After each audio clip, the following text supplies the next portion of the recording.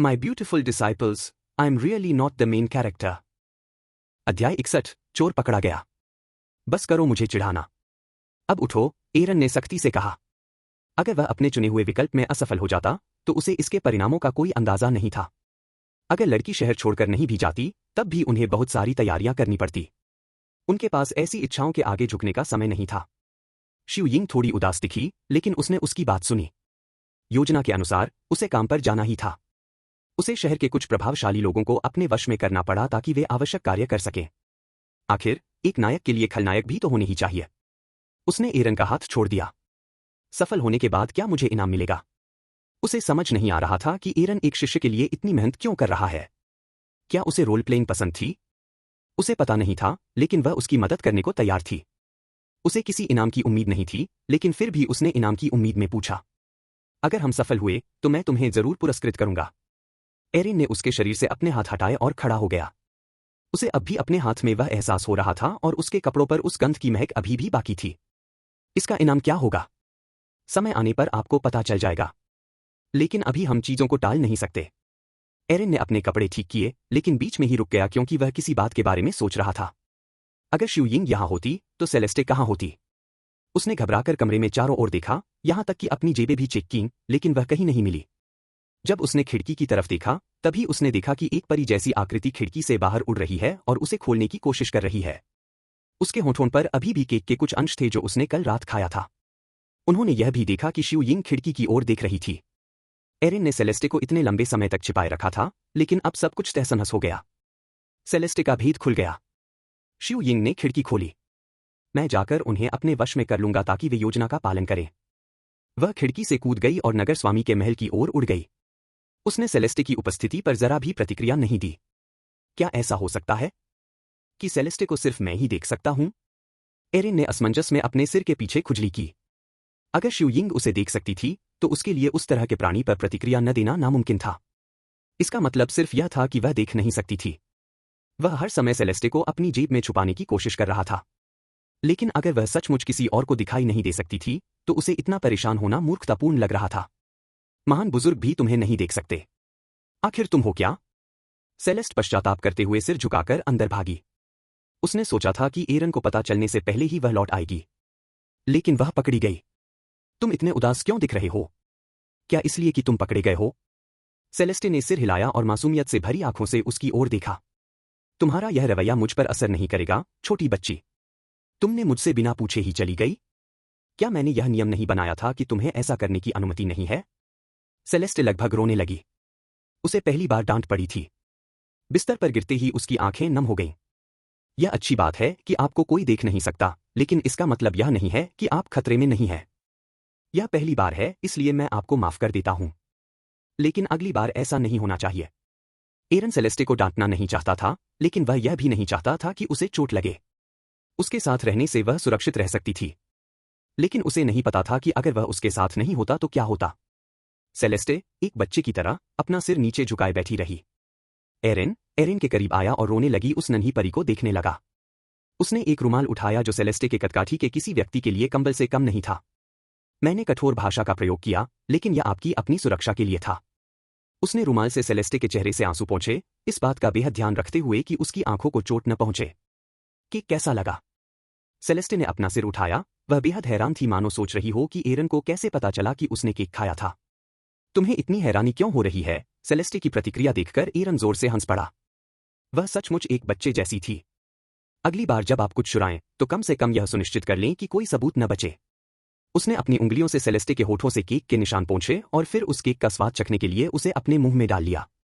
वह यह देखना चाहता था कि कौन सा केक किसी दिव्य परी को भी खुद पर नियंत्रण रखने में असमर्थ बना सकता है। यह तो काफी अच्छा है। इसमें कोई हैरानी की बात नहीं कि तुमने इसे चुरा लिया। मैं भी शायद ऐसा ही करता। यह केक धरती पर मिलने वाले केक जैसा ही था, लेकिन स्वाद में कहीं बेहतर था। यह बहुत ज्यादा मीठा नहीं था। मिठास का एकदम सही मिश्रण था। जैसा मैंने कहा, मैं तुम्हें इस बार माफ कर दूंगा। इसलिए मुंह फुलाओ और जाने के लिए तैयार हो जाओ।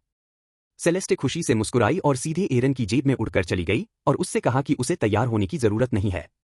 ओह, और एक बात और। अब से तुम्हें मेरी जेब में छिपने की जरूरत नहीं है। क्योंकि दूसरे तुम्हें देख नहीं सकते, इसलिए तुम्हें मेरी जेब में फंसे रहने की कोई जरूरत नहीं है। एरन ने सेलेस्टे को अपनी जेब से निकाला और होटल के कमरे से निकलते समय उसे अपने कंधे पर रख लिया। फिर युवराज ने युवराज की योजना से सहमत होने की मंजूरी दे दी। उसे इस बात का पता ही नहीं चला कि हवेली की छत पर एक महिला खड़ी थी। महल के पहरेदार भी उसे महसूस नहीं कर पाए। क्या वे उस पर हमला करने वाले हैं? क्या मुझे अब कुछ करने की भी जरूरत है?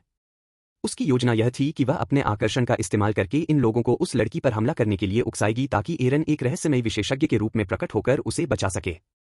अगर वे यह काम खुद ही करने वाले थे तो उसे दखल देने की कोई जरूरत नहीं थी। वह मुड़ी और चली गई। उसने अपने आकर्षण का इस्तेमाल नहीं किया। उसे इस बात का एहसास नहीं था कि आकर्षण ही एरन की योजना का सबसे महत्वपूर्ण हिस्सा था। एरन कमजोर था, इसलिए वह रक्षक बनने का झूठा दिखावा करने के लिए चार्म का इस्तेमाल करना चाहता था। लेकिन चार्म के बिना उसके लिए हालात और भी जटिल हो गए। अध्याय 62। एक कुशल कारीगर भी नहीं। एरन होटल के कमरे के बाहर शिवयिंग का इंतजार कर रहा था। सेलेस्टे उसके कंधे पर बैठी थी और काफी खुश लग रही थी। अब वह छिप नहीं रही थी। उसे चीजें पहले से कहीं ज्यादा स्पष्ट दिखाई दे रही थीं। ऐसा लग रहा था मानो वह दुनिया को एक अलग नजरिए से देख रही हो। वह पहले से कहीं ज्यादा स्वतंत्र थी। वह इतनी खुश थी कि उसने एरन के गालों पर चुंबन कर दिया। तुम इतने छोटे से बदलाव से इतनी खुश हो?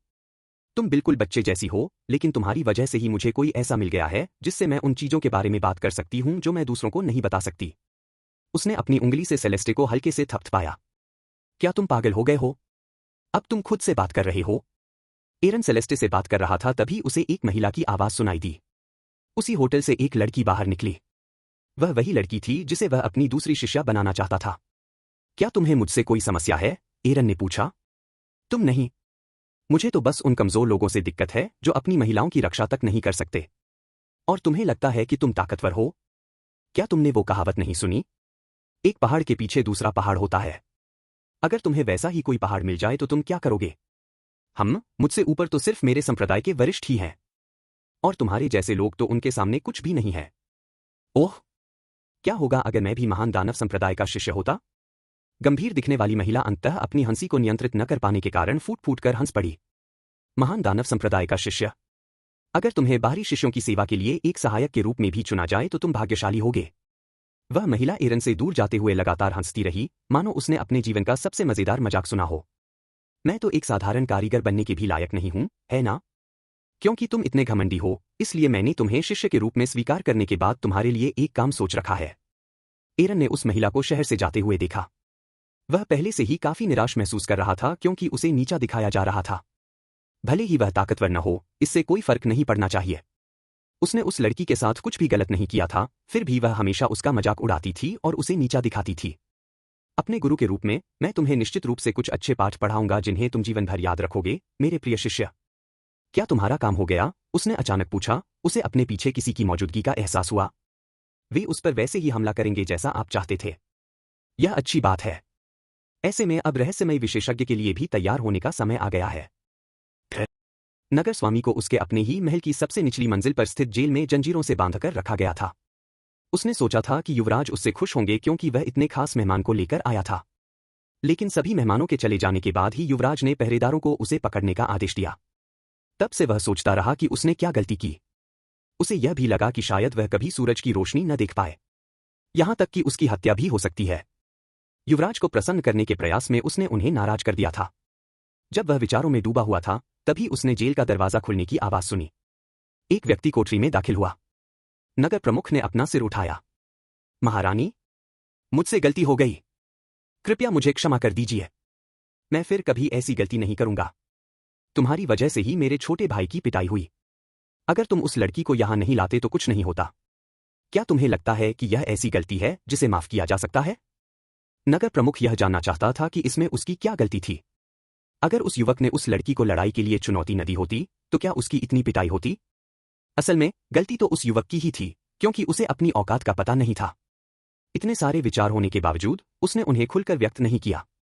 मैं सहमत हूं। मैं मूर्ख था, लेकिन अगर आप मुझे एक और मौका देंगे तो मैं। दिया गया। हाँ, तुमने एक और मौका मांगा। मैं तुम्हें एक और मौका दूंगा। अपने आदमियों को ले जाओ, उस लड़की को ढूंढो और मार डालो। अगर तुम कामयाब हुए तो मैं न सिर्फ तुम्हें माफ कर दूंगा बल्कि तुम्हें इनाम भी दूंगा। उसे मार डालूं? लेकिन वह तो महान दानव संप्रदाय से है।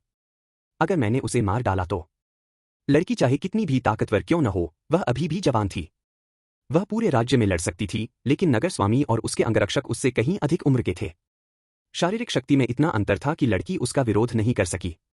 इसलिए उसे विश्वास नहीं था कि वह उसे मार नहीं सकता। लेकिन उसे अंजाम की चिंता सता रही थी। ग्रेट डेमन सेक्ट कुछ नहीं कर सकता। कई लोगों ने उसे शहर से सुरक्षित निकलते देखा। अगर वह रास्ते में गायब हो जाती है तो इससे हमारा कोई लेना देना नहीं है। युवराज को पता था कि वह बात को बढ़ा चढ़ाकर बता रहे हैं। भले ही उन्हें इससे जोड़ने का कोई सबूत न हो, लेकिन अगर महान दानव संप्रदाय ने इसकी जांच करने का फैसला किया तो मामला और भी जटिल हो सकता है। हालांकि उसे यह भी यकीन था कि संप्रदाय इसकी जांच नहीं करेगा। वह तो बस एक आंतरिक शिष्य था। महान दानव संप्रदाय में हजारों आंतरिक शिष्य थे। यदि वह कोई प्रमुख शिष्य या किसी वरिष्ठ शिष्य का शिष्य होता तो संप्रदाय इसकी जांच करता। लेकिन एक साधारण शिष्य के लिए यह दुर्लभ घटना थी। अगर वे जांच भी करते तो केवल यही कहा जा सकता था कि नगर स्वामी इस बात से नाराज थे कि उनके द्वारा आमंत्रित अतिथि ने समारोह में इतनी गड़बड़ी कर दी, इसलिए उन्होंने युवराज या अन्य लोगों को सूचित किए बिना स्वयं ही कार्रवाई की। वे चाकू और जिम्मेदारी नगर प्रमुख को सौंप रहे थे। अब आगे जो भी होगा उसकी जिम्मेदारी उसी पर होगी। आपका भी परिवार है ना? मेरे लोग आपके परिवार को शाही शहर में मेहमान के तौर पर ले गए हैं। मुझे यकीन है कि आप इसका मतलब समझते हैं, है ना? युवराज कोठरी से बाहर निकल गए, लेकिन उनका इरादा स्पष्ट था। कुछ मिनटों बाद और अधिक पहरेदार कोठरी में दाखिल हुए और राजकुमार के आदेश पर नगर स्वामी की हथकड़ियां खोल दी। महान दानव संप्रदाय के आंतरिक शिष्य ने किलिंग शहर से एक घोड़ा उधार लिया था। वह अगले शहर की ओर बढ़ रही थी। उसे इस बात का एहसास नहीं था कि आसमान में बहुत ऊपर बादलों के ऊपर एक फीनिक्स उसका पीछा कर रहा था। अध्याय 63। अधिक शक्तिशाली खलनायक। बहुत समय हो गया है। इस रफ्तार से तो वह जल्द ही अगले शहर पहुंच जाएगी। क्या वे आ रहे हैं या नहीं? एरिन लंबे समय से अपनी संभावित शिष्या का पीछा कर रहा था, इस इंतजार में कि उस पर हमला हो ताकि वह उसका रक्षक बन सके। वे आ रहे हैं, शिव यिंग ने अचानक कहा, जिससे कई साधक उनकी दिशा में उड़ गए। एरिन युवराज को गंभीरता से न लेने के लिए कोसने ही वाला था, लेकिन जब उसने शिव यिंग की आवाज सुनी तो वह लगभग अपनी जीभ ही काट बैठा। एक शक्तिशाली साधक दूर से आने वाले लोगों को भांप सकता था। वह अभी उनके बारे में शिकायत ही कर रहा था कि शिव यिंग ने उन्हें पहले ही देख लिया था। उसने चुपके से शिव यिंग की ओर देखा, यह सोचते हुए कि क्या उसे अपनी असली ताकत पर शक है। उसने उसे यह संकेत दे दिया था कि वह वास्तव में उतना शक्तिशाली नहीं है जितना एक एल्डर को होना चाहिए। सौभाग्यवश उसने इस बात पर ध्यान नहीं दिया। वहां है वह। नगर प्रमुख हवाई जहाज से उड़ रहा था, उसके पीछे नगर के रक्षक भी थे। वह अपने साथ जितने भी गार्ड लेकर आया था वे सभी उसके निजी गार्ड थे, लेकिन केवल कुछ ही लोगों को पता था कि वे वास्तव में युवराज के लिए काम करते थे। घोड़ा चाहे कितनी भी तेज गति से दौड़े, वह एक शक्तिशाली साधक से तेज गति से नहीं दौड़ सकता। कुछ ही देर में नगर स्वामी उस लड़की के पास पहुंच गया, जो उसे वहां देखकर थोड़ी आश्चर्यचकित हुई। आप यहां पर क्या कर रहे हैं? उसने घोड़े को रोक दिया, क्योंकि उसने देखा कि नगर प्रमुख उसका रास्ता रोक रहा है। उसे यह भी महसूस हुआ कि उसके साथ आए पहरेदार धीरे धीरे उसे घेर रहे हैं। पूर्वी महाद्वीप में साधना के 6 स्तर थे जिनके बारे में लोगों को जानकारी थी। इनमें सबसे कमजोर स्तर शरीर शोधन स्तर था। इसके बाद आत्मा शोधन स्तर, प्राण शोधन स्तर, मूल तत्व शोधन स्तर, पृथ्वी शोधन स्तर और अंत में स्वर्ग शोधन स्तर आता था। केवल 4 ही लोग स्वर्ग शोधन क्षेत्र तक पहुंच पाए थे। वे चारों अधिपति थे। वह अभी केवल आत्मा शोधन स्तर में थी, लेकिन नगर स्वामी के साथ आए सभी रक्षक आत्मा शोधन स्तर में थे। वहीं नगर स्वामी मूल शोधन स्तर की दहलीज को छू रहा था। केवल आत्मा शोधन क्षेत्र के लोग ही उड़ सकते थे। वह अभी तक उस क्षेत्र तक नहीं पहुंची थी। वह अपने से अधिक बलवान लोगों से लड़ सकती थी, लेकिन वहां बहुत सारे लोग थे और वे सभी बलवान थे। मुझे लगता है कि आप मुझे निशाना बनाने आए हैं। क्या आपने इसके परिणामों के बारे में सोचा है? वह घोड़े से उतरी और सीधे नगर स्वामी से बात करने लगी। तुमने उस व्यक्ति पर हमला किया जिस पर तुम्हें नहीं करना चाहिए था, नगर प्रमुख ने कड़े शब्दों में कहा। मैंने तुम्हें अतिथि के रूप में आमंत्रित किया था, लेकिन तुमने ऐसा कर दिया। तुम अपनी अकड़ के लिए खुद ही दोषी हो। क्या अब तुम उसकी मदद करोगे? आसमान में काफी ऊपर शिव यिंग और एरिन जमीन पर घट रहे दृश्य को देख रहे थे। शिव यिंग सोच रही थी कि एरन उसकी मदद करने कब नीचे आएगा। अगर मैं अभी चली जाऊं तो इसका उतना असर नहीं होगा। इसके अलावा मैं उसे यह भी बताना चाहती हूं कि कमजोर होने का मतलब अपमानित होना नहीं है, क्योंकि किसी के लिए वह भी कमजोर हो सकती है। मैं इसे उसके लिए एक सबक मानूंगा। एक गुरु तब हस्तक्षेप नहीं करेगा जब उसका शिष्य कोई सबक सीखने की कोशिश कर रहा हो। एरिन धैर्यपूर्वक बैठा था, युद्ध की प्रतीक्षा कर रहा था। वह यह भी देखना चाहता था कि उसका यह शिष्य वास्तव में कितना शक्तिशाली है। उसका सामना अपने से कहीं अधिक शक्तिशाली लोगों से था। वह यह देखने के लिए उत्सुक था कि क्या वह वास्तव में उनमें से कुछ को हरा सकती है। नगर प्रमुख ने अपने अंगरक्षकों को उस महिला को पकड़ने का आदेश दिया। वह स्वयं अनावश्यक रूप से युद्ध में शामिल नहीं होना चाहता था, क्योंकि वह अभी भी सतर्कता बरत रहा था। उस महिला से कहीं अधिक उन्नत साधना स्तर वाले 20 से अधिक रक्षकों ने मिलकर उस पर हमला कर दिया और उसे बचने का कोई मौका नहीं दिया। लड़की ने अपनी तलवार निकाली और पलटवार किया। उफ, क्या संप्रदाय के सभी आंतरिक शिष्य इतने ही शक्तिशाली हैं? आसमान में काफी ऊपर एरिन ने फ्राउनिंग किया। लड़की को न केवल पीछे धकेला नहीं जा रहा था, बल्कि वह एक के बाद एक गार्डों को गिराने में भी सक्षम थी। ऐसा नहीं लग रहा था कि वह अपने से अधिक शक्तिशाली लोगों से लड़ रही है, बल्कि ऐसा लग रहा था मानो वह बराबरी के मुकाबले में लड़ रही हो। इतने सारे गार्डों का सामना करने के बावजूद भी वह अपनी जगह पर डटी रही। एरिन उस महिला द्वारा इस्तेमाल किए जा रहे कौशल को देख रहा था जिसके बारे में उसने केवल किताबों में पढ़ा था। यह पहली बार था जब उसने किसी को इस तरह युद्ध कौशल का उपयोग करते देखा था। चयन परीक्षणों में भी लोगों ने कुछ कौशल का उपयोग किया था, लेकिन वे सबसे बुनियादी कौशल थे। उस महिला ने तलवार चलाने का कुशल कौशल दिखाया और उसकी हर तलवार अपने आसपास के वातावरण पर गहरी छाप छोड़ गई। क्या इस रफ्तार से वह जीत नहीं जाएगी? एरिन ने शिवयिंग की ओर देखा। उसने उस लड़की को सबक सिखाने और उसे अपना स्वामी मानकर उसकी पूजा करवाने के लिए काफी तैयारी कर रखी थी। लेकिन अब उसे चिंता होने लगी थी कि क्या उस लड़की को उसकी जरूरत भी है या नहीं। वह संप्रदाय चयन परीक्षणों में भाग लेने वालों से कहीं अधिक शक्तिशाली थी। हालांकि वह अभी भी उसके फीनिक्स को हरा नहीं सकी, लेकिन उसे यकीन नहीं था कि वह खुद भी उसे हरा पाएगा या नहीं। उसके पास गति बढ़ाने वाला कोई यंत्र नहीं था। उसके पास केवल रक्षा और शक्ति थी। शक्ति से वह मुक्के को तो रोक सकता था, लेकिन तलवार को नहीं। और उसकी ढाल का उपयोग भी सीमित था। कौशल के लिहाज से वह निश्चित रूप से काफी प्रतिभाशाली थी। वह उस घमंड की हकदार थी। अगर वह इतनी प्रतिभाशाली है तो वह किसी बड़े गुरु की शिष्या क्यों नहीं है? वह बहुत ही साधारण लगती है। मुझे उससे और अधिक उम्मीद थी। क्या यह औसत है? एरिन उसके शब्दों से हैरान रह गया। अगर इस लड़की को संप्रदाय के शिष्यों में औसत दर्जे का माना जाता है तो बाकी आंतरिक शिष्य कितने शक्तिशाली होंगे? मुख्य शिष्य कितने शक्तिशाली थे? उनका मानना था कि वरिष्ठ शिष्य इस महाद्वीप में स्वतंत्र रूप से घूमने के लिए काफी शक्तिशाली थे, लेकिन उन्हें विश्वास था कि उन्होंने संप्रदाय को कम आंका था। न केवल बुजुर्ग, बल्कि एक प्रमुख शिष्य भी एक राज्य को बर्बाद करने के लिए काफी था। मैं अब और इंतजार नहीं कर सकता। अगर वह जीत गई तो मेरे पास करने के लिए कुछ नहीं बचेगा। मुझे एक और भी ताकतवर खलनायक चाहिए। उन्होंने शिवयिंग को एक और मुखौटा दिया। तुम खलनायक बनोगे। तुम्हें मेरे साथ एक नाटक करना होगा। अध्याय 64। एक उद्धारकर्ता। नगर स्वामी सदमे में जम गया। वह उस युवती की ताकत को समझ नहीं पा रहा था जिसने उसके रक्षकों से लड़ते हुए उन्हें मार डाला था। उनके राज्यों के बीच मौजूद व्यापक असमानता के कारण ऐसा कारनामा असंभव होना चाहिए था। क्या महान दानव संप्रदाय में हर कोई इतना शक्तिशाली है? उसने आश्चर्य व्यक्त किया, ठीक उसी प्रश्न को दोहराते हुए जो एरिन के मन में भी उठा था। यह महसूस करते हुए कि अगर उसे बिना रोक टोक के छोड़ दिया गया तो वह उसके रक्षकों को खत्म करती रहेगी, नगर स्वामी ने हस्तक्षेप करने का मन बना लिया।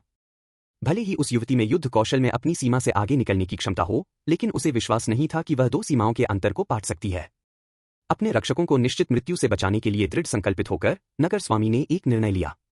रक्षकों के ध्यान भटकाने का काम करते हुए युद्ध में उतरना अधिक लाभदायक था। अपनी भंडारण अंगूठी से तलवार निकालते हुए वह लड़ाई में कूद पड़ा। मैं आपके शामिल होने का इंतजार कर रही थी, महिला ने कहा, और न तो हैरानी और न ही चिंता जताकर सिटी लॉर्ड की उम्मीदों को धता बताया। मैं इसका इस्तेमाल सिर्फ एक बार कर सकती हूं, लेकिन अगर इससे मुझे तुम्हारे जैसे किसी को खत्म करने का मौका मिलता है तो यह एक सार्थक बलिदान होगा। उसने ताबीज निकालते हुए घोषणा की। क्या ऐसा नहीं है? आसमान में ऊंचाई पर एरिन ने भौहें चढ़ाई। उसने उस ताबीज को पहचान लिया। यह वही ताबीज था जो उसने शिवयिंग से उधार लिया था। वह आदमी तो निश्चित रूप से मर चुका है, लेकिन उसे ऐसी चीज कैसे मिली? उसे याद आया कि यह एक ऐसा ताबीज था जो संप्रदाय में बेचा जाता था, लेकिन एक आम आदमी के लिए इसे खरीदना असंभव था। यह सबसे महंगा ताबीज था। इसे केवल मुख्य शिष्यों को ही बेचा जाता था। मुख्य शिष्यों के अलावा केवल वे युवा ही इन ताबीजों में से एक को मुफ्त में प्राप्त कर सकते थे जिन्होंने किसी वरिष्ठ को अपना गुरु बनाया था। आखिर उसकी पहचान क्या है? कहीं ऐसा तो नहीं कि उसका पहले से ही कोई गुरु हो? क्या इस मिशन के नाम पर मेरे साथ धोखा हुआ है? किसी शिष्य को स्वीकार करना एक बात थी और किसी शिष्य को अपने यहां भर्ती कर लेना बिल्कुल अलग बात थी। उसने पहले ही इस विकल्प को स्वीकार कर लिया था। अगर वह इसे पूरा नहीं करता तो उसे जीवन भर कोई और विकल्प नहीं मिल पाता। अगर मुझे उसे किसी दूसरे एल्डर से भी चुराना पड़े तो मुझे वह करना ही होगा। लड़की ने ताबीज को अपनी तलवार पर रख दिया। ताबीज ने क्षण भर के लिए उसकी तलवार को एक अनमोल हथियार में बदल दिया। ताबीज ने तलवार को शक्ति प्रदान की जिससे उसके शरीर पर बोझ कम हो गया। ताबीज की बदौलत वह अपनी क्षमता से परे ताकत का इस्तेमाल करने में सक्षम हो गई।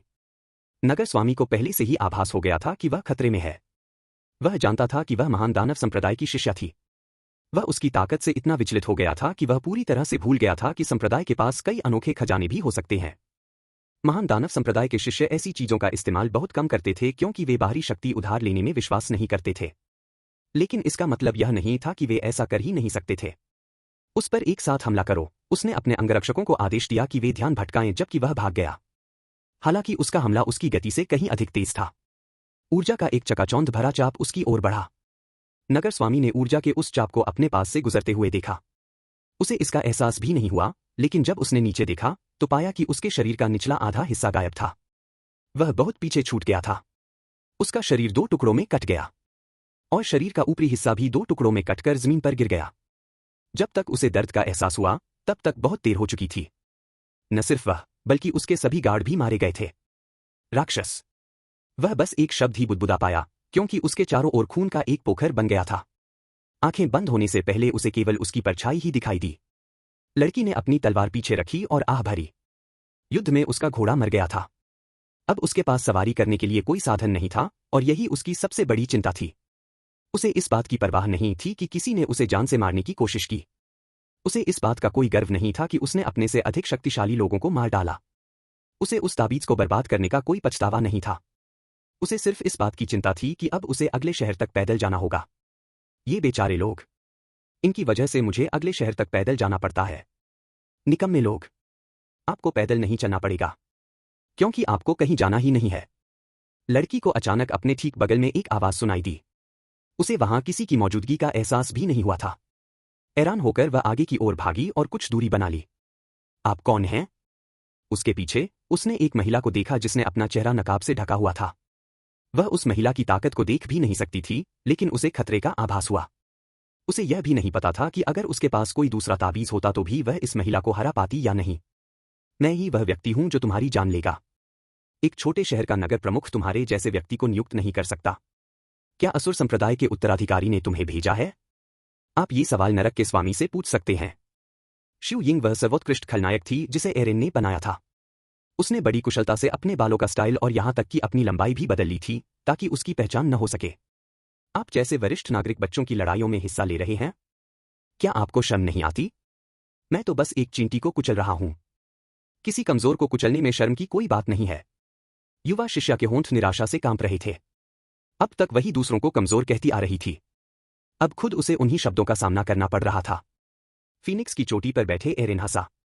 मैंने उस छोटी बच्ची से कहा था, पहाड़ों के भी पार पहाड़ होते हैं।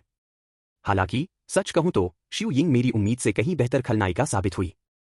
तुम चाहे कितने भी शक्तिशाली क्यों न हो, क्या तुम महान दानव संप्रदाय के शिष्य को हानि पहुंचाने के परिणामों को सहन कर सकते हो?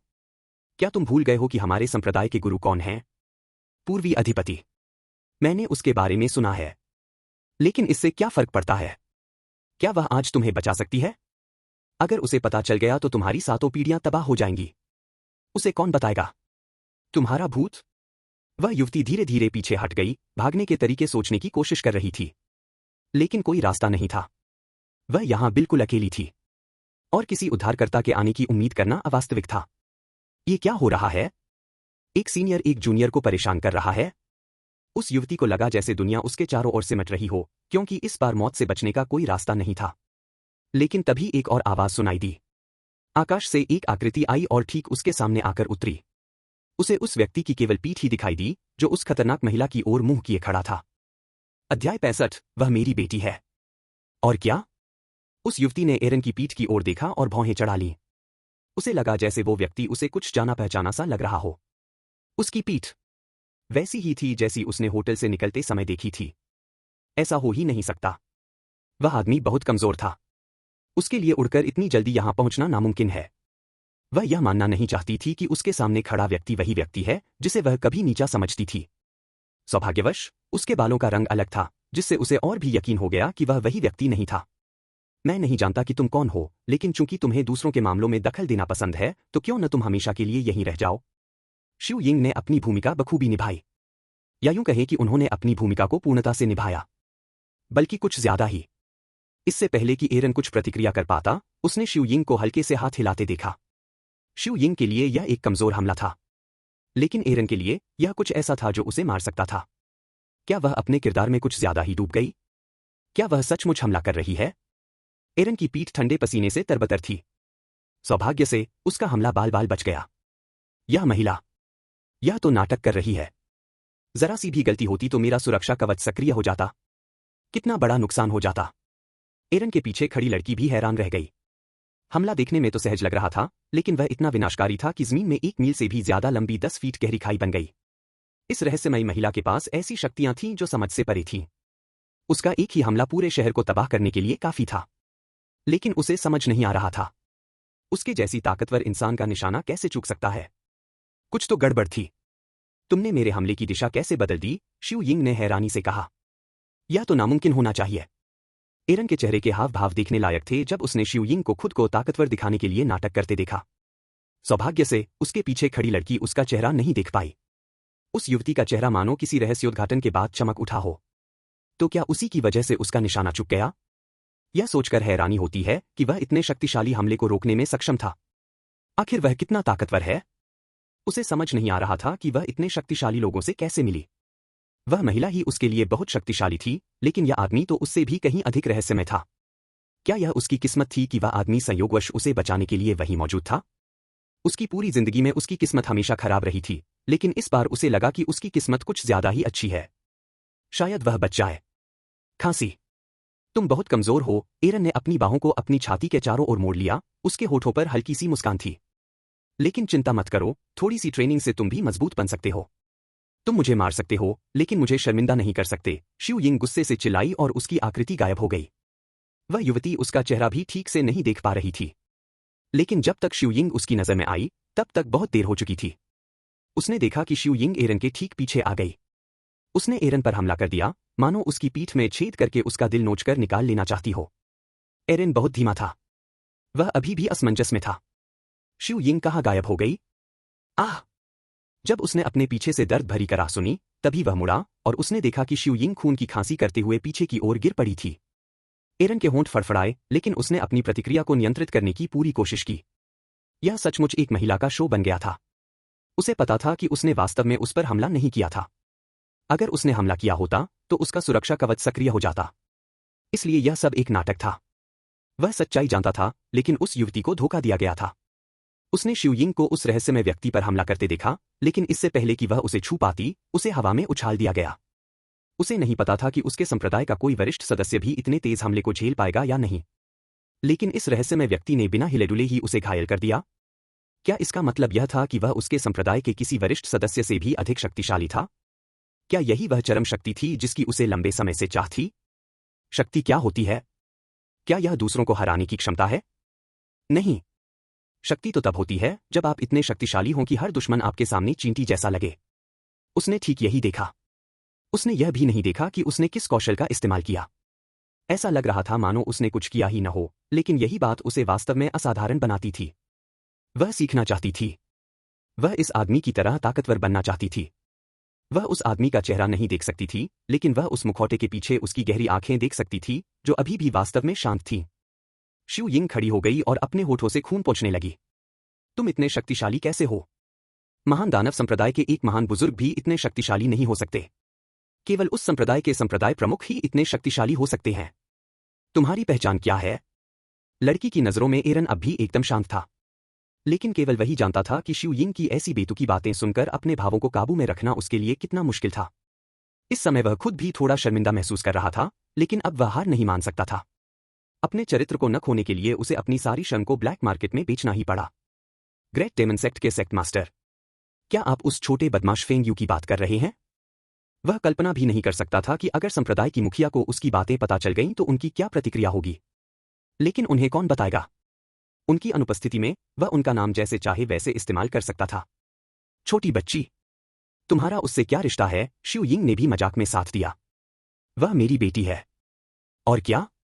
आपको क्या लगता है कि उसे ये सब किसने सिखाया है? वह लगातार बेतुकी बातें करता रहा और जिस रहस्यमय विशेषज्ञ की भूमिका वह निभा रहा था, उसके लिए एक मनगढ़ंत कहानी बना दी।